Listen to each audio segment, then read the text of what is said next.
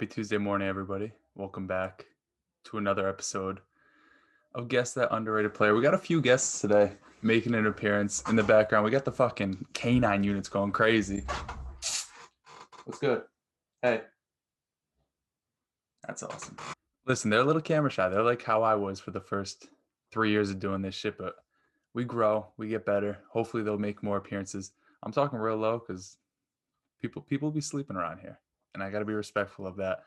I'm not going to drag it on too long. We're going to do the same thing as last week where I give you guys some insights, some facts. Then you have the opportunity to guess in the comments who the player is.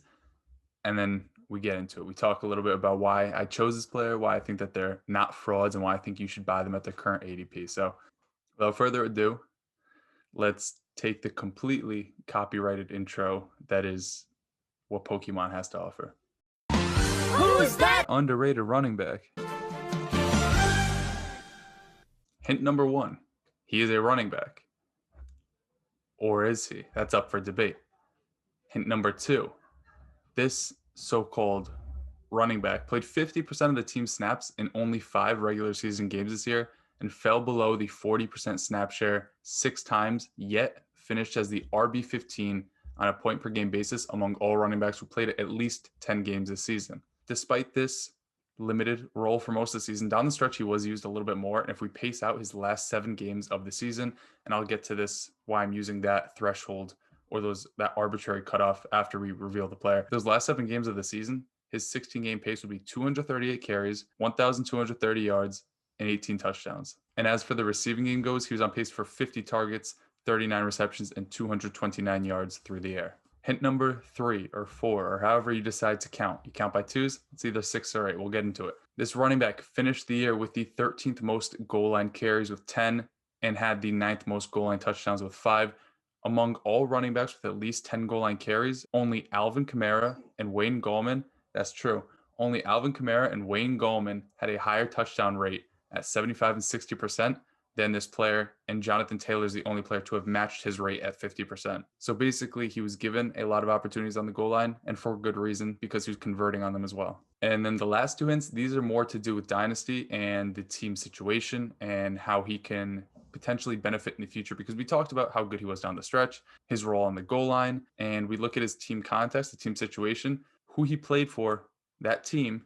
It's hard to say it without naming the team.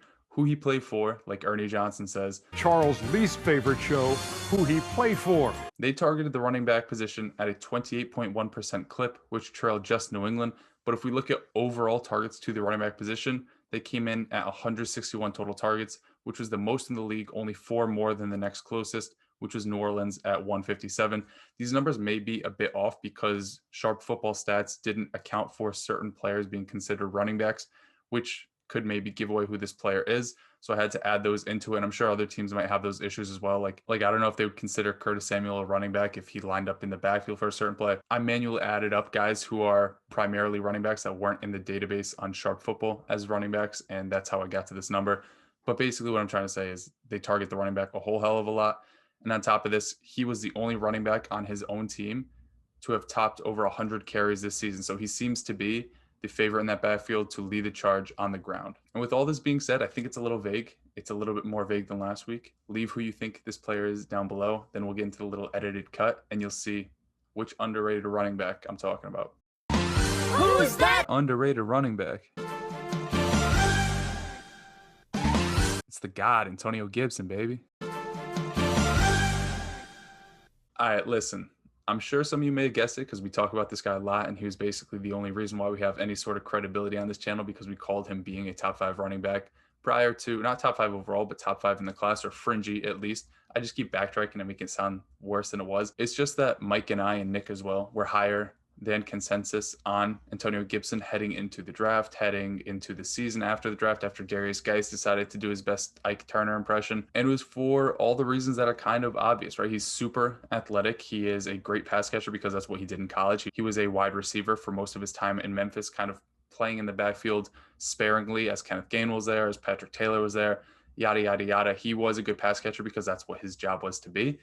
Yet he wasn't really used in that facet of the game in the NFL, and that's why I really like where he's going. He's currently the RB15 off the board per DLF's ADP, behind guys like Ezekiel Elliott, who's the RB13, Miles Sanders, Clyde Edwards-Helaire, Josh Jacobs. I'm taking him over all of those guys, not only because he produced in spite of a very limited snap share, but because his ceiling wasn't really touched at all, right? He hasn't threatened his ceiling because, as I mentioned, the 7-game sample at the end of the year, that's when he finally started to get his run. That's when he broke out against Dallas. They headed into the bye. He started to get more run. Then he got hurt. So we don't even really know what his potential can be. But in my opinion, right, he has the size, he has the athleticism, he has the frame. He has it all to be a true 3-down running back. What we didn't see out of him was the pass catching ability. And it's not even that it was a lack of ability, it was a lack of opportunity because a guy like JD McKissic, who also is a wide receiver, was out there, who had 110 targets on the air, who had 80 receptions, only has 1 year left on his deal. And I can confidently say what we know about Antonio Gibson is he can do a lot more in JD McKissic's role than what JD McKissic can do, not only from an efficiency standpoint, but from an offensive approach standpoint, right? When JD McKissic is on the field, the chances that the offense is running the ball are pretty slim. He did pretty well on the ground this year, all power to him, but you don't really have to worry about JD McKissic busting off a 50, 60, 70-yard touchdown run because he's not breaking a million tackles. He's not going to run through tackles. He's just a guy that, you run a running back draw on 3rd and 10. He might get you 11 yards once in a while to pick up that first down. But overall, I'd much rather have, and I think most teams would much rather have, and defenses are more apt to be afraid of Antonio Gibson being on the field for all 3 downs because he has that 3-down skill set. And just the fact that he finishes the RB15 on the season in spite of the limited snap share, and because he didn't even enter the year as a full-time running back, like nobody expected this guy to play the role that he did.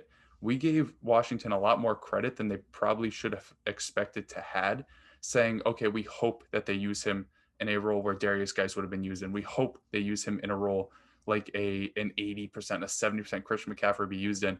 And we started to lose a little bit of hope in the beginning of the season, but as the year went on, they were running him into the ground. He did get injured, which kind of set things back for him, but all we saw was an elite goal line back, a guy who can break off big plays, and somebody who produced in the face of a terrible situation, playing with a guy with literally 1 leg in Alex Smith, a guy who ended the season with 1 leg in Kyle Allen, and a bum on 2 legs who lost his job to 2 guys with 1 leg in Dwayne Haskins. So just like what happened with Terry McLaurin his rookie year, and we saw where his value rose to after the season, seeing he can continue to produce in the face of a bad situation.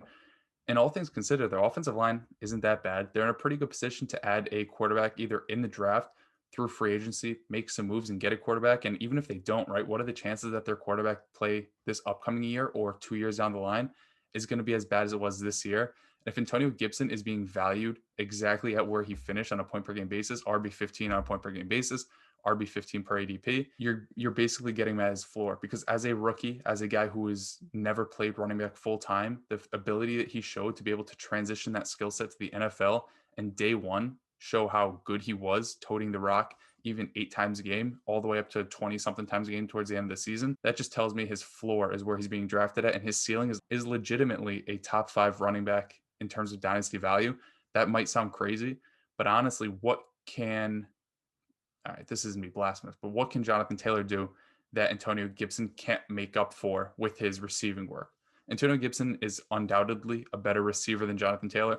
Sure, Jonathan Taylor is a better overall runner, but if they're both getting goal line work, if Antonio Gibson is outworking him in the receiving game, I'm not so sure that the extra few hundred yards that Jonathan Taylor picks up on the ground are going to necessarily always play out to outproduce what Antonio Gibson does through the air, if that makes sense. Like in a half PPR league, if Antonio Gibson's ceiling is like 60 catches for 600 yards 1 year, and Jonathan Taylor's around 40 for 400, that's an extra 20 points on top of what Jonathan Taylor did. Jonathan Taylor would need 200 more rushing yards than Antonio Gibson in the same amount of touchdowns to match production. So although I'm not saying he's going to be better than Jonathan Taylor or arguing that it's inevitable that he matches his production, I think the realism behind him eventually being a top 5 running back, given his skill set and just showing what he's done as early as his rookie year, is well within the cards. So if you can acquire him for anything cheaper than like a top 5 first round pick, I'd even pay all the way up to the 103 in this year's draft, because I like him better than Najee Harris. I would go out and do it. If you can make some sort of flip where you can trade a Miles Sanders for him straight up, or even a Josh Jacobs plus an early 3rd, a late 2nd, I'd be fine with that, because I really do think unlike Josh Jacobs, we can confidently say that this is a team that wants to target running backs out of the backfield. They showed a little bit that they want to do that, especially down the stretch, being on pace for 50 receptions. And the simple fact that Josh Jacobs in college was kind of in a timeshare and did pretty well in the receiving game. But the fact that Antonio Gibson was actually a full-time receiver that could mix in at running back, and now that kind of flipped around, but we know he has a skill set out of the backfield in the receiving game. I think that gives me enough confidence to be able to ship Josh Jacobs plus a later pick for a guy like Antonio Gibson. So that's going to do it for this week. I was a bit surprised given his ADP, how low it is, because I'm super high on him. So this was a little bit of an easier episode to pick out and to work on, because I am a little bit biased towards Antonio Gibson. But if there's somebody you want to hear about in an upcoming episode, if there is somebody or a position that you guys want to dive into, because I've only done running backs and wide receivers, I'm sure you guys want me to talk about some quarterbacks, or you guys want some tight ends, especially if you missed out on some on Valentine's Day. But they're a little bit harder to analyze because there aren't many good tight ends, and all the quarterbacks from 12 to 24 are about the same. But if you want to hear about that, let me know. We'll get into it. But that's going to do it for this week's episode. We got the dogs in the back saying goodnight. They can't hang with us. We grind. They sleep. It's because they're little dogs and we're big dogs and we've been eating. So we'll catch you guys tomorrow for Bunk Bed Breakdowns. Thursday for the narrative. Friday, we'll see what happens. But hopefully you guys enjoyed. Thumbs up if you did. Thumbs down if you didn't. And we'll see you guys with the gangsters, riders, Peace. Y'all messing with some gangsters, riders, 9/11 survivors. Y'all still want beef, then holler. You think you bout to get your piece and holler. Squeeze the piece when I think it's problems. Do you follow? Young Muhammad Atta, no plane lessons, cocaine lessons. The supply the towers I had.